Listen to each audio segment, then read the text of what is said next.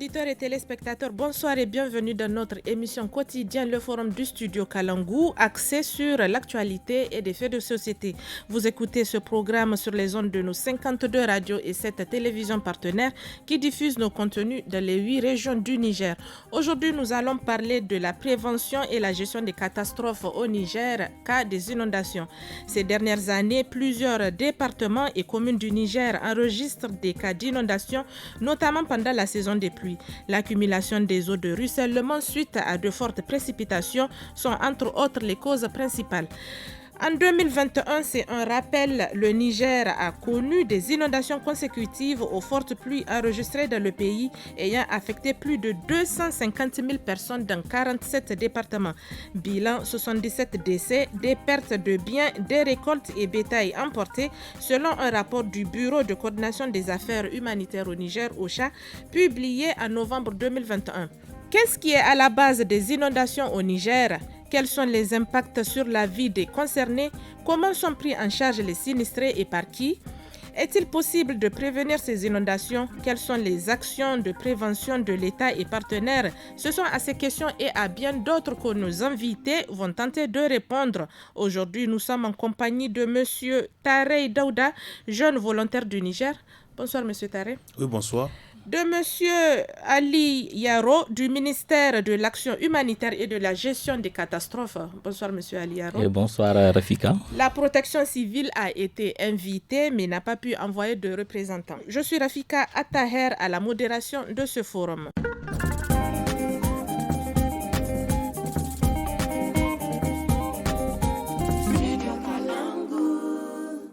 L'inondation fait partie des catastrophes naturelles qui causent le plus de dégâts au Niger. Elle se situe en deuxième position des catastrophes naturelles après la sécheresse selon le laboratoire d'études et de recherche sur les dynamiques sociales et le développement local LASDEL.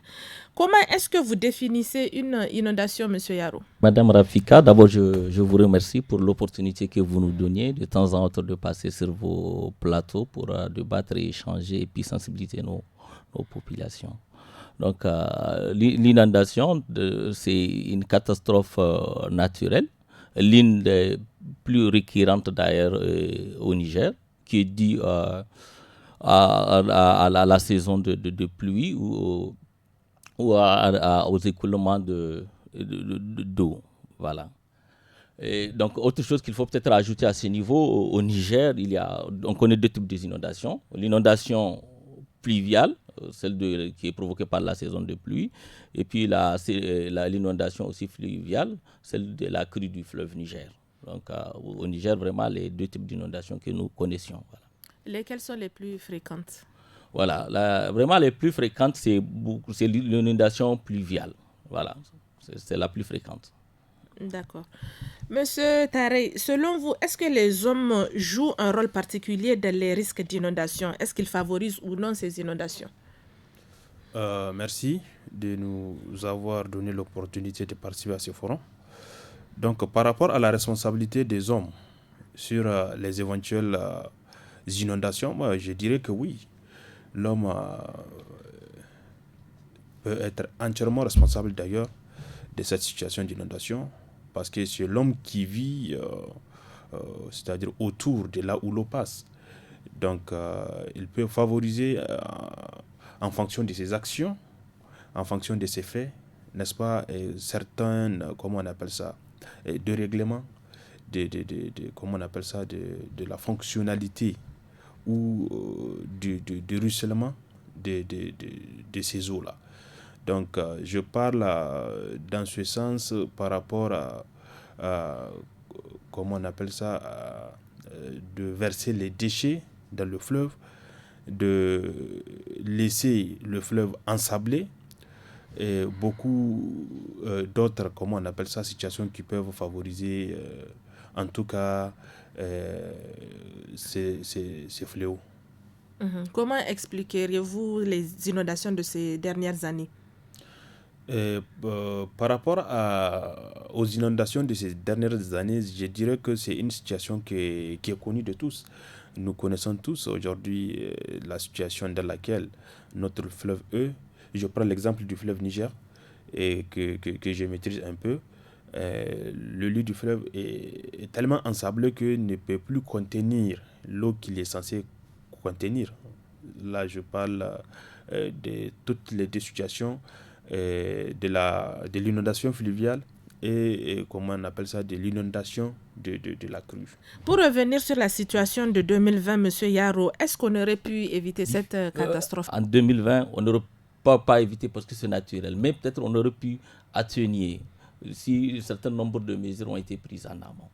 Mais avant ça, ce que je voudrais ajouter par rapport aux inondations au Niger, vous savez, l'État du Niger arrivait à comprendre que l'une des catastrophes la plus récurrente, qui fait plus mal à nos populations, c'est les inondations, malheureusement.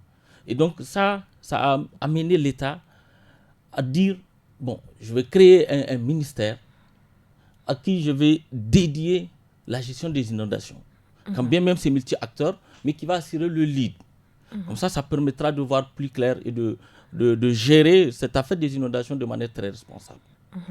Et donc, pour ce faire, le ministère de l'Action humanitaire élabore un plan de contingence inondation. Ça fait 2 ans que chaque année, le ministère vraiment élabore ce plan de contingence-là, qui, déjà dit, avant, les inondations étaient prises en compte dans un plan multirisque. Et donc aujourd'hui, le plan de contingence inondation là qui a élaboré, c'est vraiment un document de planification dans lequel vous retrouvez tout ce qui a trait aux inondations. De la réponse des différents acteurs et à la responsabilité et qui doit faire quoi. Vraiment au sens du plan de contingence, elle a déterminé tout ce qu'il a à faire à ce niveau-là. Je voudrais dire une chose par rapport aux causes. Vous avez demandé à mon cher ami les causes des inondations au Niger. Au Niger, il y a principalement 3 causes. Il y a les causes immédiates, par exemple. La saison de pluie, ça dépend de la nature de la pluie. Si la pluie elle est intense, ça peut provoquer. Il y a aussi l'occupation anarchique. Ça aussi, c'est aussi une cause immédiate. D'accord ? Il y a aussi nos caniveaux là qui ne sont pas régulièrement nettoyés. Il y a les causes immédiates, il y a les causes structurelles et puis il y a les causes sous-jacentes. Voilà. D'accord.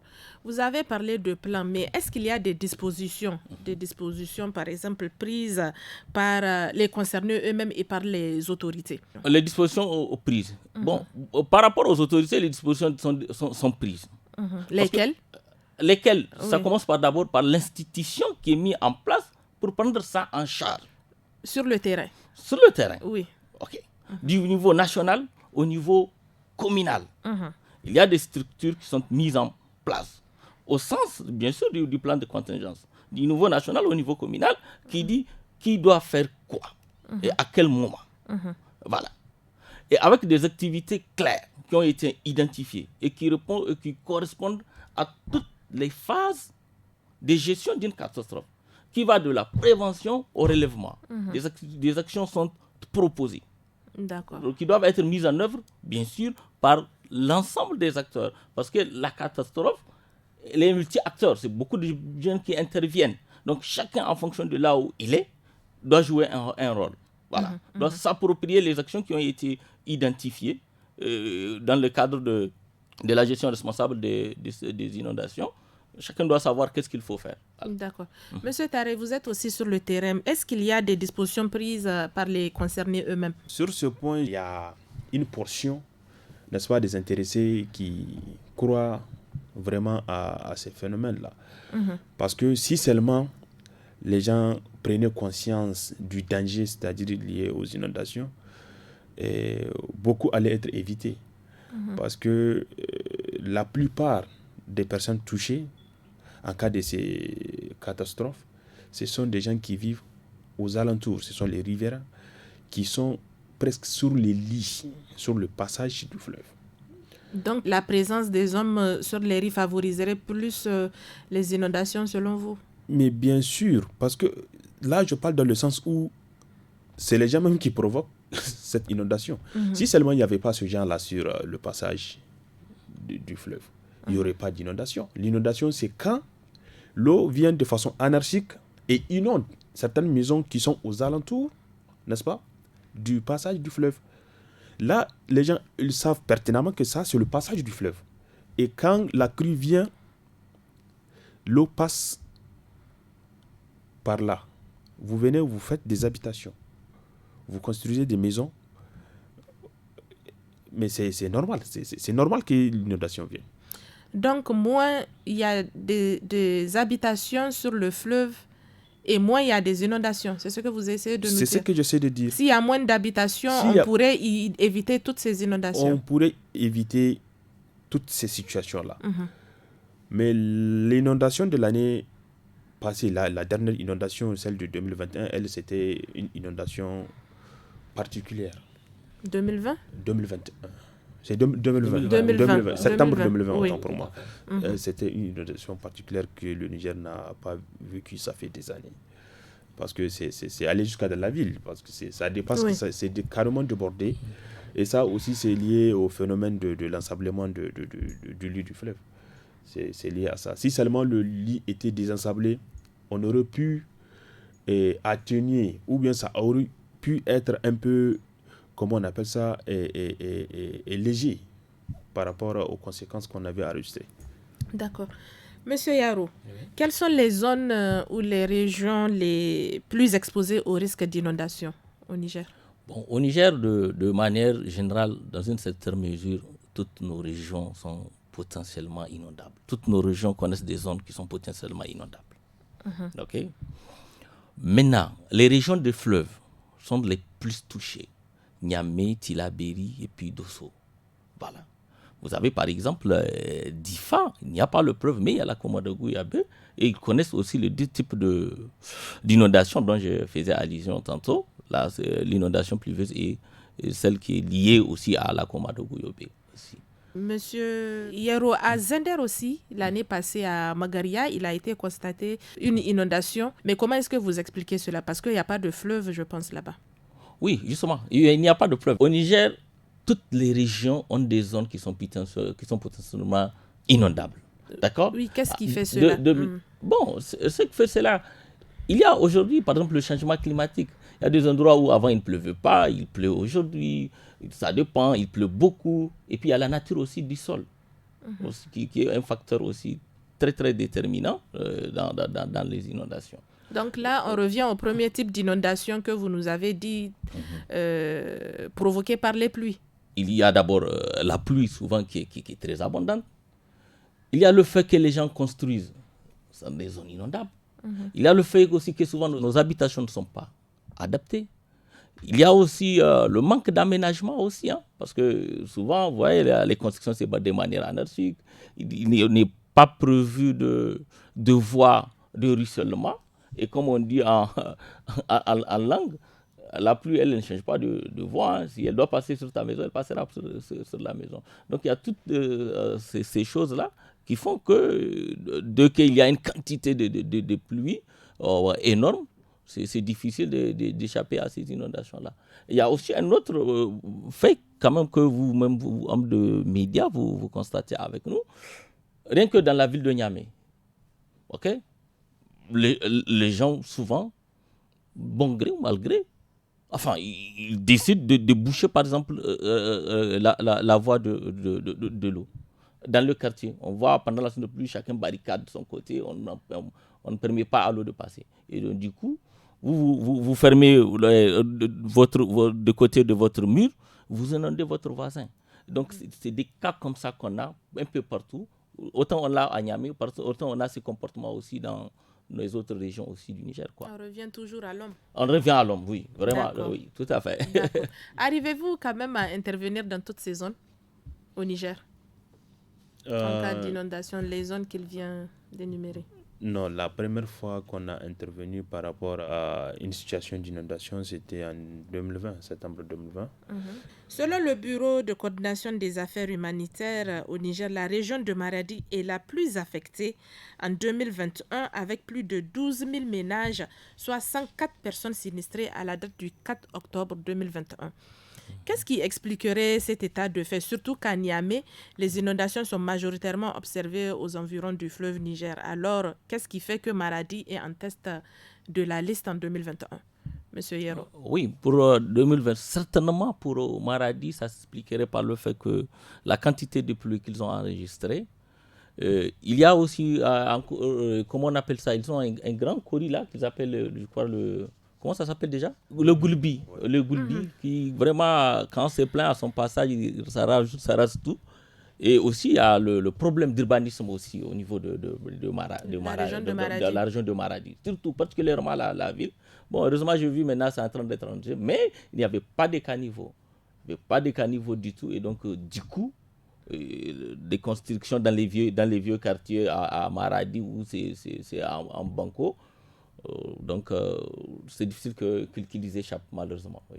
D'accord. Les inondations extrêmes ont été un enjeu crucial pour le pays. Quelles sont les conséquences que cela peut avoir sur le plan humanitaire, Monsieur Hero? Vous savez, l'inondation en tant que catastrophe, ça a un impact du point de vue économique, du point de vue social, du point de vue sanitaire.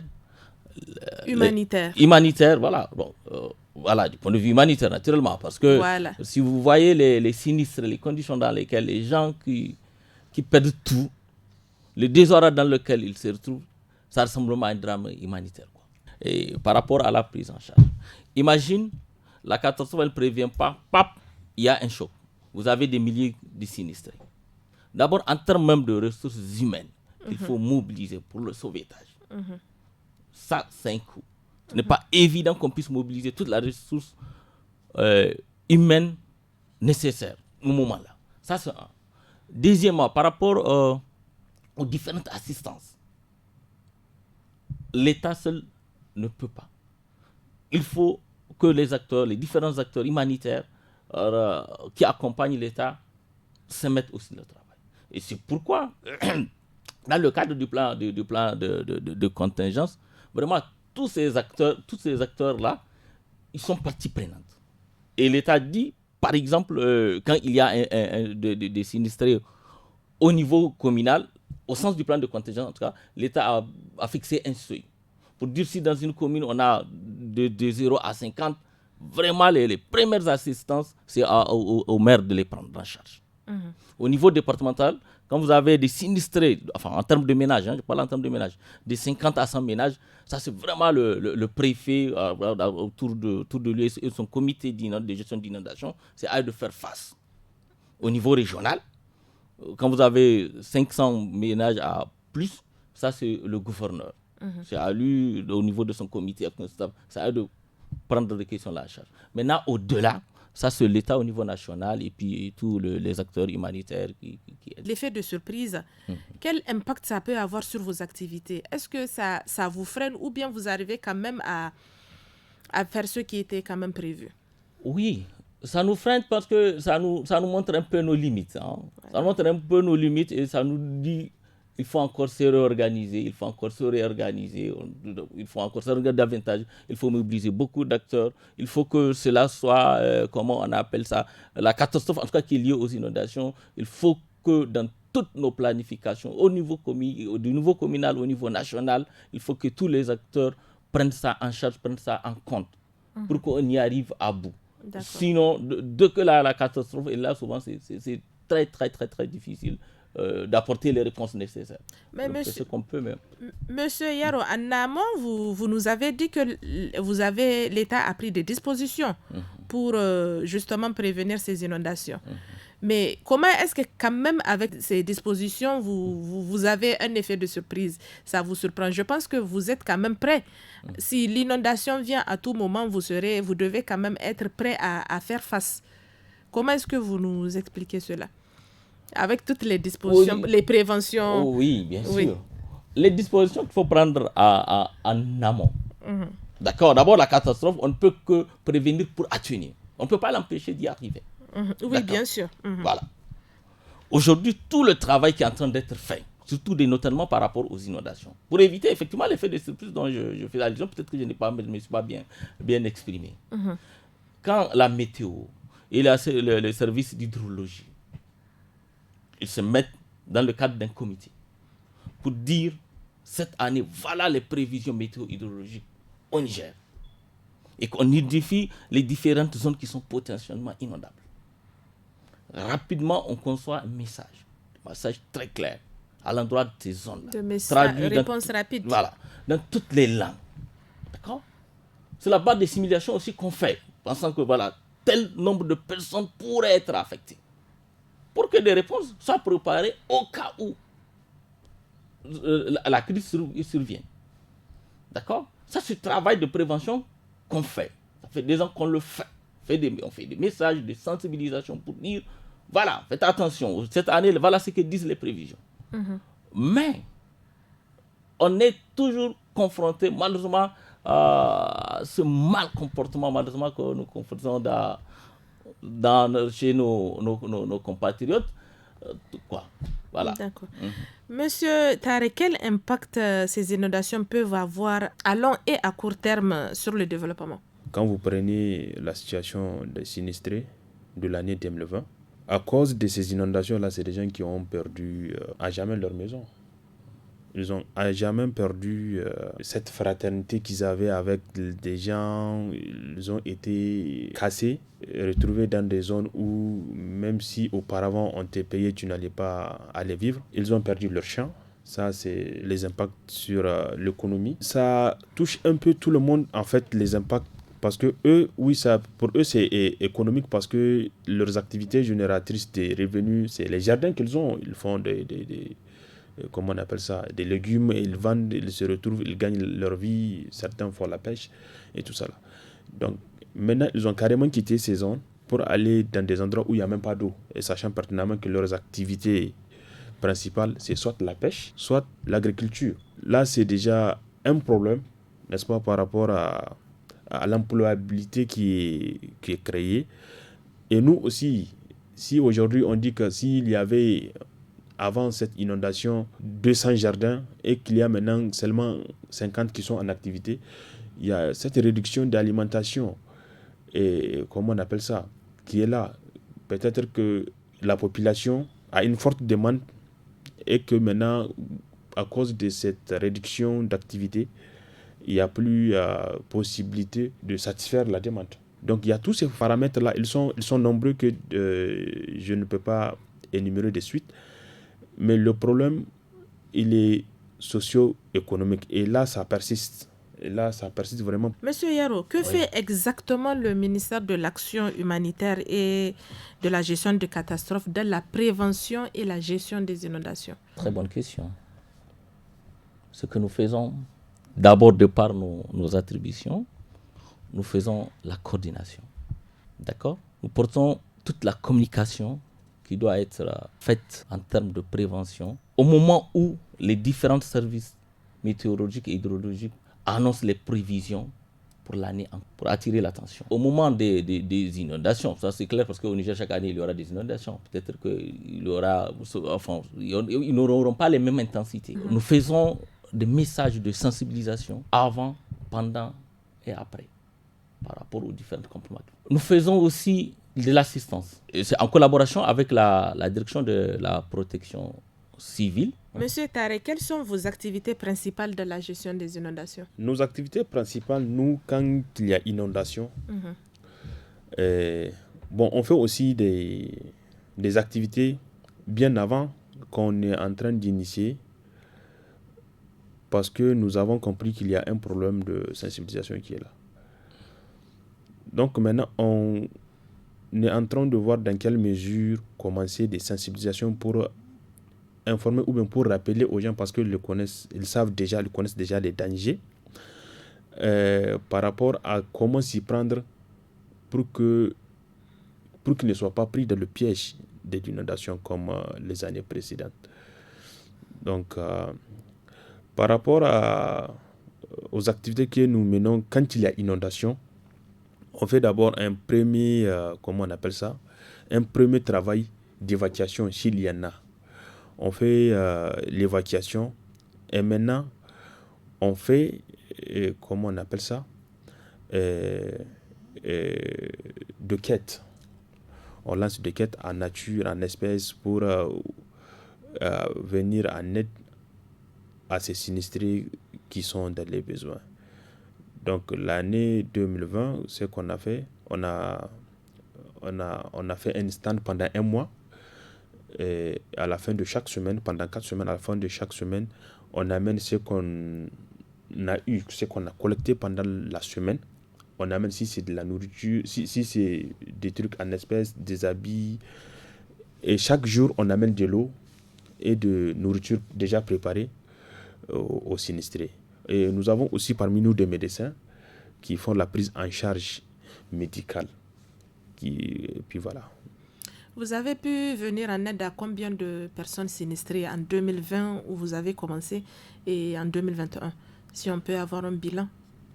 En tout cas, nous avons fait presque tous les sites des sinistrés. Je n'ai pas de chiffres exacts. Environ? C'est des milliers qu'on a touchés. Parce que c'est que par jour, on peut amener 500 packs de Piawata. On peut amener 100 ou 200 rations de nourriture déjà préparée.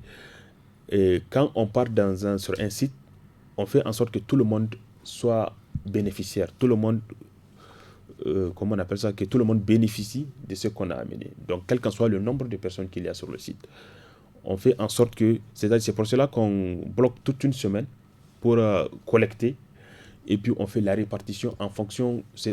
En amont, on fait un ciblage du site sur lequel on va faire le don. Après le ciblage, on fait la répartition par, comment on appelle ça, par ménage. Donc, on fait en sorte que tous ces ménages-là soient touchés. Tous ces ménages-là bénéficient de ce qu'on a amené. Donc, si le grand frère peut m'aider avec le chiffre enregistré des sinistrés de l'année 2000, comment on appelle ça, 2021, les 2 dernières années. Les 2 dernières années, notamment celle de 2020, je peux dire qu'on a touché 80% des sinistrés. D'accord. 80%. Avez-vous des partenaires financiers dans ces actions? Oui, les partenaires, c'est des personnes particulières. L'État nous a jamais aidés, bien qu'eux aussi, ils ont leur canal d'assistance qui est là, le ministère de catastrophes, de gestion des catastrophes naturelles. Mais nous avons des personnes particulières, des entreprises privées qui viennent, qui nous aident, qui nous appuient en logistique le plus souvent. D'accord.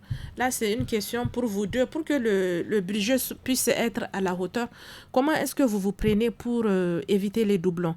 Je parle de doublons, par exemple, une famille qui a déjà bénéficié de dons. Comment est-ce que vous vous y prenez pour que cette même famille ne revienne pas un autre jour vouloir récupérer un kit? Comment est-ce que vous vous y prenez? On commence par vous, monsieur. Oui. Bon, justement, comme on dit, quelqu'un qui veut de ta chose, il est plus malin que toi. Mais en réalité, par rapport aux sinistrés, nous, on procède au recensement. Il y a des listes. Tous les ménages sont recensés, chefs de ménage. D'accord? Pour éviter les risques de doublons, on vous dit. Donc, quand, par exemple, ils sont localisés sur un site donné, on sait combien de ménages il y en a sur le site, à peu près le nombre de personnes. D'accord? Et il y a une organisation aussi à l'interne au niveau des différents sites avec des délégués. Okay? Donc, une fois que l'aide de l'assistance est acheminée, c'est avec l'aide de ces différents comités qui sont mis en place que la distribution se fait. Et chez vous, M. Taré? Ça, c'est une situation qu'on ne peut pas maîtriser. Parce que parmi les sinistrés, tu vas voir, il y a des gens qui ont, qui sont enregistrés sur ces sites, qui sont enregistrés sur 3 sites en même temps. Ouais. C'est des personnes qui sont là, ils ont fait des side business. On ne peut pas gérer. Mais c'est ce qu'on fait pour éviter cela. On fait le ciblage, on fait l'enregistrement de tous les ménages avec le nom des chefs de famille. Voilà. Mais tu ne peux pas comprendre s'il est vraiment... C'est des choses qu'on ne peut pas faire, qu'on ne peut pas maîtriser, mais on évite au maximum pour qu'il n'y ait pas de doublon. On sait que si on te donne le nom là, si on lui donne, on ne va plus jamais lui donner. Point, c'est fini. C'est comme ça qu'on procède. Mais le doublon, ou même triplé, ça peut arriver sans pour autant que tu le saches. D'accord. C'est compliqué. La Banque mondiale finance le projet de gestion des risques de catastrophe et de développement urbain au Niger. Principalement, quelle est la cible de ce projet et dans quelle zone, monsieur Yaro? Bon, pour le peu que je sais, après les inondations de 2020, qui étaient quand même inédites au Niger, donc à travers le PGSEDI, l'État du Niger a élaboré ce qu'on appelle les MRI, les mécanismes de réponse immédiate. Donc là, à ce niveau-là, ils sont intervenus sur l'ensemble du pays, dans toutes les régions du Niger. D'accord. Voilà. Quel est donc le plan d'action du gouvernement du Niger en matière de gestion de l'information et du système d'alerte précoce? Bon, moi, je me dis que le gouvernement a bel et bien un grand plan d'action. Lequel? Bon, j'allais faire allusion aux différentes institutions. Parce qu'un plan d'action n'est rien d'autre qu'un document où il y a des différentes actions. Oui. Ok, aujourd'hui, vous avez fait allusion au SAP, le système d'alerte précoce, qui existe il y a plus d'une vingtaine d'années, qui est au niveau de la primature, qui fait ce qu'elle doit faire. Et aujourd'hui, quand on prend pour le cas spécifique, par exemple, des inondations, il y a le ministère de l'Action humanitaire qui est dédié à cela. Et qui, ça donne à élaborer chaque année, j'ai dit encore une fois, un plan de contingence inondation pour une année. D'accord? Qui fixe des objectifs. Pour chaque année? Chaque année. D'accord? Par exemple, pour l'année 2021, ça court. Ça prend fin en juillet 2022. Donc, d'ores et déjà, c'est le lieu de commencer la préparation du plan de contingence inondation 2022. Et ce plan-là, comme je l'ai dit, il est multi-acteur. Tous les différents ministères, du ministère des Affaires étrangères au plus petit ministère s'il y en a, ils sont acteurs. Donc c'est vraiment un document national qui est validé en Conseil de ministres, donc qui fait foi. Où tous les ministres, chacun en fonction de là où il est, c'est qu'est-ce qu'il doit faire. Parce que par exemple, par rapport à la catastrophe, vous savez, il est multidimensionnel. Tout de suite, on a parlé par rapport au code des inondations, la question d'urbanisme. Ça, c'est notre ministère, c'est notre volet. On a parlé des gens qui ont été relocalisés au niveau des cités assises. Voilà, ça, c'est encore notre ministère pour donner le terre, tout ça là. Et donc, tout ce beau monde-là se retrouve dans le cadre d'un document de planification qui fait foi. Et que ce document-là, il est porté par le ministère de l'Action humanitaire, de la gestion de catastrophes. Voilà. D'accord, mais est-ce que ce plan permet d'améliorer la gestion de la connaissance des risques et de développement des procédures opérationnelles pour le système d'alerte précoce? Oui, mais bien sûr, bien sûr. Si toutes les actions qui ont été identifiées et qui concourent à comment on appelle ça, à réussir la phase de prévention en termes de catastrophe. Si tous les acteurs jouent leur rôle, toutes ces actions-là qui ont été identifiées, ça et là dans le cadre des comités d'élaboration, ce travail est fait. C'est sûr qu'à la fin, quand on aura évalué, on verra que ça aura apporté quand même un impact très significatif. D'accord. Voilà. Ce système d'alerte précoce vous aide-t-il aussi dans vos activités de la gestion des inondations? Oui, bien sûr, c'est grâce au système d'alerte qu'on est informé s'il y a un risque, n'est-ce pas, d'inondation, ou bien si... Parce que ça avance. L'inondation, c'est-à-dire, c'est progressif en fait. Si ça quitte le Mali, comment on appelle ça, la plupart du temps, si c'est une inondation de crues, donc ça vient du Mali. Donc dès que ça traverse nos frontières, normalement, le gouvernement doit être informé et informer la population qu'il y a un risque d'inondation à l'horizon. L'eau est en train de venir, comment on appelle ça, de façon forte. Donc les gens doivent prendre leurs précautions. Donc c'est en fonction de cela que nous aussi, nous préparons en cas des éventuelles inondations, s'il y a des actions à faire, s'il y a des, comment on appelle ça, d'intervention d'urgence à faire. Et puis voilà, on se prépare à cela. D'accord. Nous sommes presque à la veille de la saison des pluies. Avez-vous déjà mis en place un dispositif pour prévenir d'éventuelles inondations, M. Yaro? Oui, les dispositifs, ils sont déjà là. Il y a déjà un dispositif qui existe. D'ailleurs, avant même l'avènement du ministère, il y a un dispositif qui est là. D'accord. OK? Maintenant, l'avènement du ministère vient regarder le dispositif. Maintenant, désormais, on sait que à partir du mois de mai, si je me réfère à ce qui s'est passé l'année passée, toutes les structures, les services qui sont acteurs par rapport aux inondations, ils se retrouvent autour du ministère de l'Action humanitaire.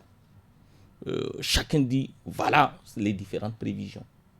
Et comme ça, des orientations sont données, des consignes sont données pour déjà commencer à élaborer. Là où il y a des messages de sensibilisation qu'il faut faire, il faut le faire. Pour préparer les réponses éventuellement en cas de inondations. Voilà. Donc ce travail, il est fait, on le fait au quotidien. Et ça, on est dans la période. Et ça va se faire pour cette année aussi. D'accord. Il y a une doctorante à l'université de Niamey qui a réalisé une cartographie numérique des zones inondables de Niamey, qui selon elle pourrait contribuer à la gestion des inondations. Est-ce qu'il vous arrive de travailler avec cette cartographie? Franchement, nous, non. D'accord. Non. Mais par contre, il y a une cartographie qui a été réalisée par le gouvernement des zones les plus inondables. Donc, qui a été publiée sur toutes les plateformes du gouvernement et même à la télé. Donc, c'est en fonction de cela qu'on connaît, n'est-ce pas, les zones qui sont facilement inondables, les zones qui sont susceptibles d'être inondées dès qu'il y a, comment on appelle ça, des fortes précipitations ou s'il y a une forte crue. D'accord. Et vous, M. Yero? Oui, justement. En fait, c'est vraiment la même idée que ce que dit mon frère. Vous ne travaillez pas avec la cartographie de la doctorante? Non, pas l'idée là. L'idée bien sûr que nous travaillons, la cartographie, c'est un outil. C'est vraiment un outil d'aide à la décision.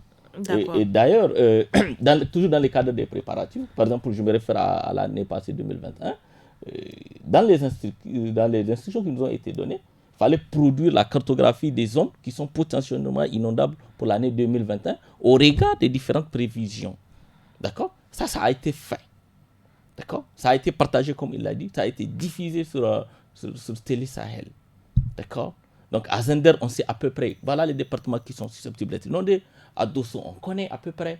Gaya, à peu près, on connaît cela. Donc voilà. D'accord.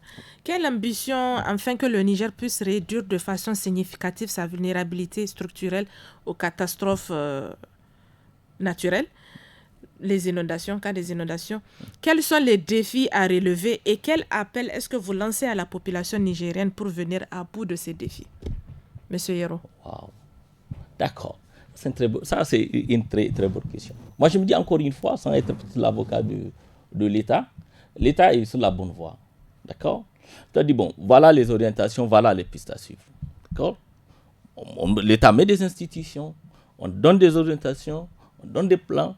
Maintenant, quitte à l'ensemble des acteurs qui sont concernés, que chacun joue son rôle, conformément à ses attributions, par rapport à une catastrophe ou par rapport à une situation donnée. Maintenant, pour le cas des inondations, la difficulté qu'on a, c'est que, comme on dit, notre population, les gens ont plus ou moins la dent dure. Les gens sont souvent un peu difficiles. Vous vous rappelez, un passé récent, les mêmes gens, c'est eux qui sont inondés chaque année. Avant 2020, là où aujourd'hui il y a une relocalisation en masse, quand même, il y a plus de 1000 ménages qui ont été relocalisés. On a donné quand même une parcelle à chacun. Et j'avoue, l'État a fourni des efforts gigantesques pour que l'endroit là soit viable. Aujourd'hui, il y a de l'eau, il y a de la terrain ont été construits. En tout cas, l'État est en train de faire tout pour mobiliser des partenaires pour ces défis. Voilà. D'accord. Et quel appel lancez-vous à la population nigérienne? L'appel que je vais lancer à la population nigérienne, il faut que nous changeons de comportement. Il faut qu'on apprenne à être positif. D'accord? Il faut que quand les différents services étatiques, quand on nous dit qu'il faut déguerpir de cet endroit, il faut qu'on accepte de le faire. Et il faut que l'État aussi joue pleinement son rôle. Vous savez, l'État du Niger, en 2017, déjà a fait voter une loi interdisant la construction dans les zones inondables au Niger. D'accord. Maintenant, le décret d'application, pour que cela soit suivi, jusque-là, ça souffre, ça n'a pas encore été fait. Okay? Et ça, ce n'est pas le fort du ministère de l'Action humanitaire. Ça, c'est encore un autre ministère qui doit faire ce travail-là. Voilà. Donc, il faut que chacun joue son rôle. De l'État, des patrons en haut là, à nous autres, les citoyens lambda. Avec votre compulsion, vous aussi, les hommes de médias, vous pouvez apporter beaucoup d'aide pour nous dans la sensibilisation. D'accord. Voilà. D'accord. Et vous, M. Tarek, quelle ambition pour que le Niger puisse réduire de façon significative sa vulnérabilité structurelle aux catastrophes naturelles?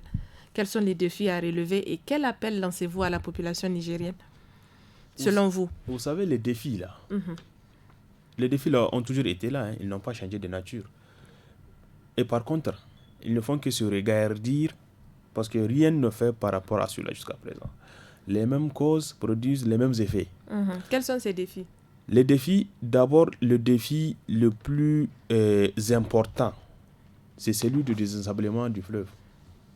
Ça, si l'État ne le fait pas, je vous dis, ce n'est pas un souhait, il y aura toujours inondation.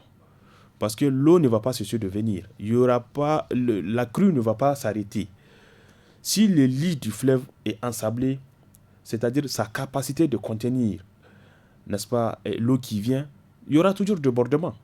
Ça va toujours couler dans la ville et ça va toujours avoir, comment on appelle ça, des conséquences par rapport à la vie des riverains. Est-ce que vous comprenez? Donc, par rapport à l'appel que je vais lancer à la population concernée, c'est de vraiment éviter de construire dans les zones facilement inondables. Et tout le monde les connaît, ça fait des années, on les chasse, ils reviennent, on les chasse. Sauf que pour l'année 2020, semble un peu marcher parce que les gens ne sont pas revenus. 70% des gens qui ont été relocalisés sont restés là-bas, bien qu'il y a encore des gens qui sont revenus sur le lit là pour continuer à vivre.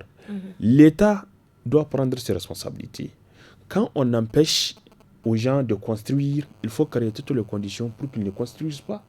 Grand frère vient de dire qu'il y a une loi qui a été, comment on appelle ça, votée en 2017, mais cette loi est toujours suspendue à l'air, sans aucun degré d'application. Cela veut dire qu'on a dit une loi a été votée pour que les gens ne construisent pas sur les zones inondables, mais elle n'est pas mise en application. Cela veut dire qu'elle n'existe pas si elle n'est pas appliquée. Oui, elle n'a pas d'effet.